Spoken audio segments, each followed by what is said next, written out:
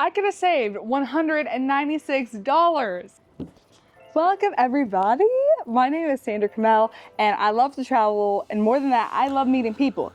But what I do not love is breaking the bank. Absolutely not. So we're gonna be financially auditing my last trip to Europe, which was 10 days long, 2 cities, Paris and Belgium. And you know what? The bank wasn't broken. I'm gonna save you some money. So let's start talking about flights. I paid $361 on my flight already. And first and foremost, I want to let you know that you need to be on these websites. Don't you dare book the first flight you see. No. You need to be scourging them, like Google Flights, Momondo, Skyscanner. Like, you can save so much money just by leaving the day before or going to a nearby city or flying to a different airport. Does that make sense? It's just taking the train. Europe has so much public transportation. Like here in the States, we don't really know a lot about that public transportation life, okay? But in Europe, you just hop on a train, Eurostar, anything, or a Flexbus, and you're there, okay? So that's number one, do your research. Number two, every 6 to 8 months, I open up a different credit card that has no annual fees, just so I can expand my credit history. Part of your credit score is how many accounts you have open, so in the length of your accounts. So starting early and definitely working on building good credit early is fundamental to adulting.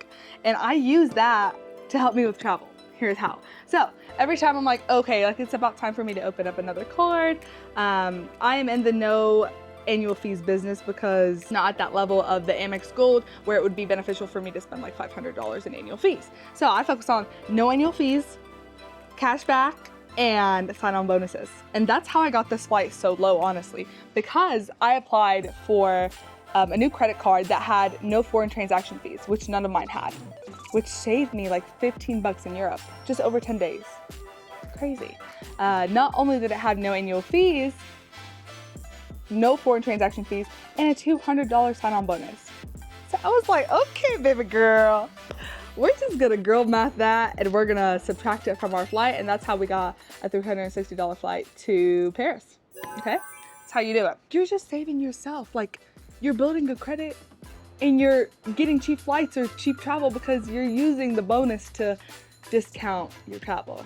You're following? All right, enough about that one. Now, as you can see in transportation, I have a lot of red, which means money that I could have saved, because a lot of places, like when I went to Paris, I got like an unlimited pass, okay? The first time I was in Paris, which I didn't use as much as I thought. So that's money wasted. When I went to Belgium, I got like 10 swipes. I'm like, girl, I was there 2 days. Like, how would I possibly use 10 swipes? I should have gotten 5, okay? And then when I went back to Paris, I got 10 again. Somebody doesn't learn. So, and I didn't use them because you really underestimate how much walking you do, okay? So that's why there's a lot of red in this area. Total for transportation, I spent $272.24, alrighty? Now we go on to the hostels. So I stayed at the same hostel, but 2 different times. So all in all, for my hostel stays, I think about 5 or so days, that came out to $195.20, which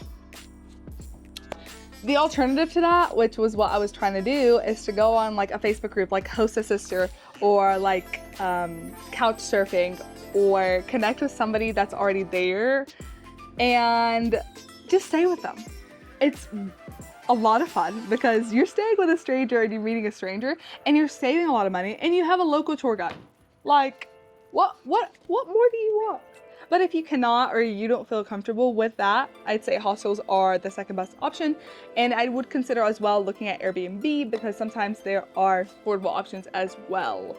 But with an Airbnb, I don't know how many people you'd meet. Like a great thing about the hostel was that I met a lot of people. Whole day trips were planned just by meeting people accidentally in the hostel. Let's go to eating out. Here's my hypothesis on eating out. Listen up, listen up. This is gonna save you some money. Per day, I really eat out one time. What does that mean? One time of the day, I'm gonna be eating like at like a mid-level place. Like, you know, I'm exploring the cuisine.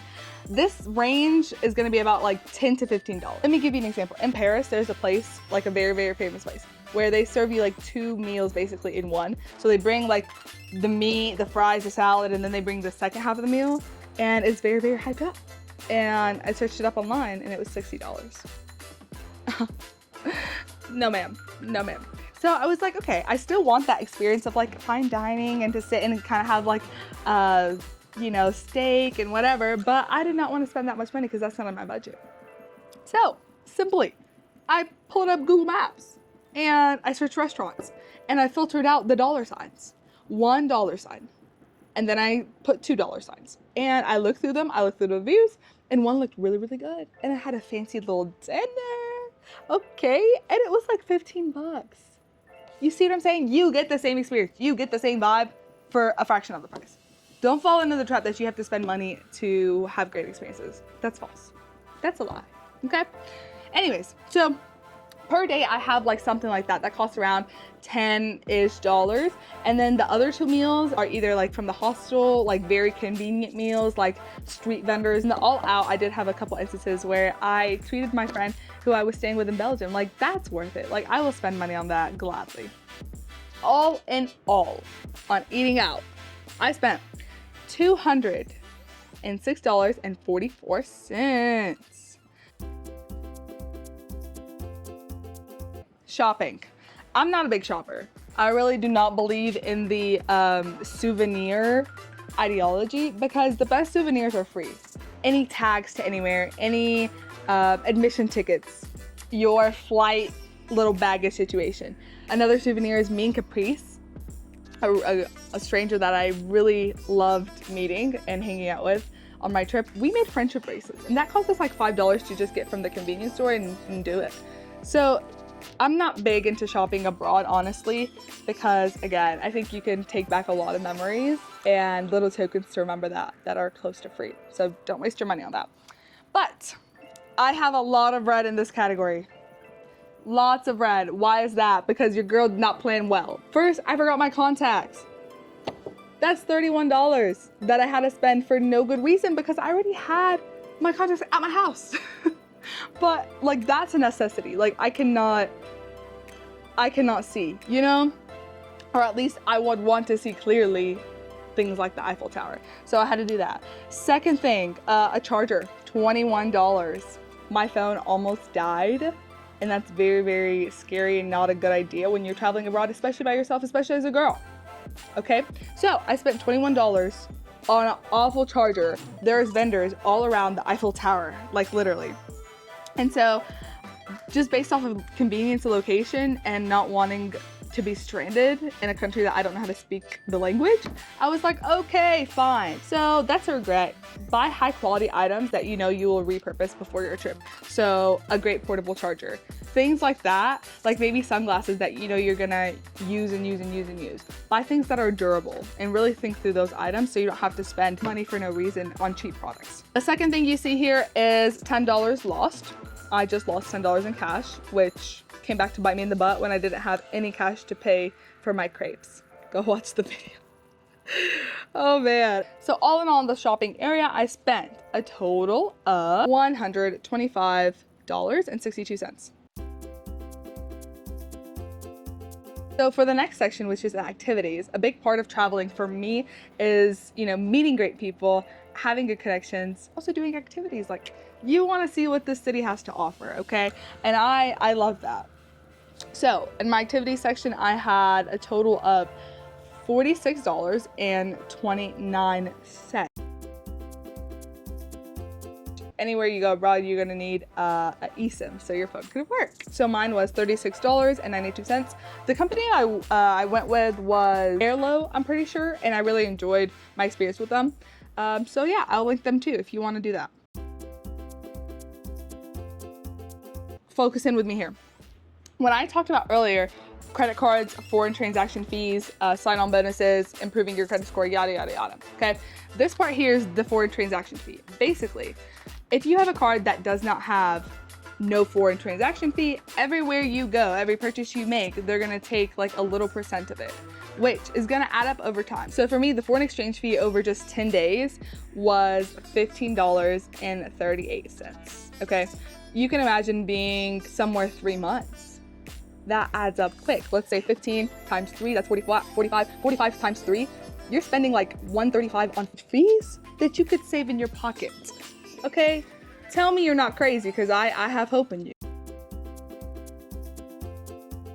I need a drum roll, please. Over the course of 10 days in 2 different countries, with a lot of amazing experiences, as well as so many people I met, I spent a total of $1,259.09. Alrighty. Now, if you subtract how much money I wasted, I would be close to the $1,000 mark, which is really what was my goal going on this trip. That was my budget. But I had to give myself some grace because mistakes happen. This was my first time abroad by myself, you know? And so you're learning from that. So I'd always kind of budget for at least like $50 to $100. Things are just gonna happen and you're gonna have to think on the fly, okay? But as you get more experience traveling, that number does go down. So next time I go abroad, I will pack my contacts. So I'll save $30. Next time I'll go abroad, I won't miss a train. So I'll save $43. So I wanna leave you with, traveling can be done affordably. It really can. Take it from me, I'm not rich. I don't have daddy's money, okay? This is my money and I've learned to stretch it so that I can get the most out of traveling, and so can you. And if you wanna see the whole video and all the amazing things, oh my gosh, that happened, please go watch it. Have a great day, and remember that this is still a good world. This is still God's good world.